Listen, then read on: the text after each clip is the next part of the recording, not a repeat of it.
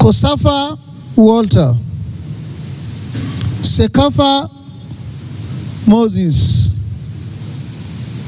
and Yunaf Abdel Wahab.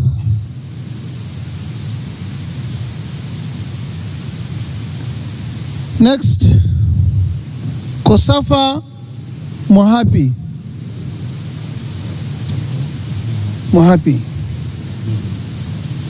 Sekafa Moses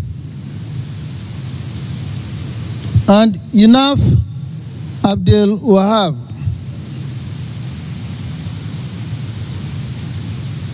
Next, Kosafa Walter,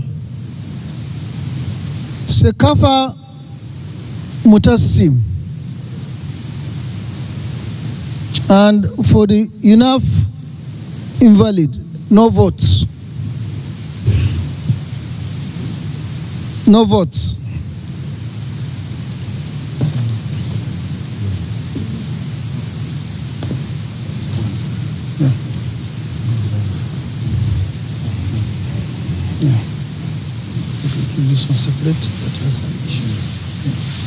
الانتخابات عضوية الكاف ب 33 تصويت للشلماني و15 صوت لرئيس الاتحادية الجزائرية جهيد زفيزف، كما هناك عضوان لم يصوتان.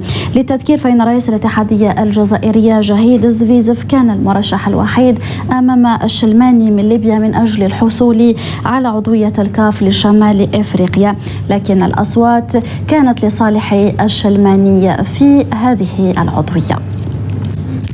لا بأس أن نذكر مشاهدينا الكرام أن انتخابات المكتب عضوية الكاف فاز بها الشلماني من الطرف الليبي على حساب رئيس الاتحادية الجزائرية جهيد زفيزف. الانتخابات كانت 33 صوت لصالح الشلماني، 15 صوت لصالح رئيس الاتحادية الجزائرية جهيد زفيزف، وهناك عضوان لم يصوتان. للتذكير فإن رئيس الاتحادية الجزائرية جهيد زفيزف كان المرشح الوحيد أمام الشلماني الليبي من أجل الحصول على عضوية الكاف لشمال إفريقيا. إذن مشاهدينا الكرام، سيتعرف المنتخب الوطني الجزائري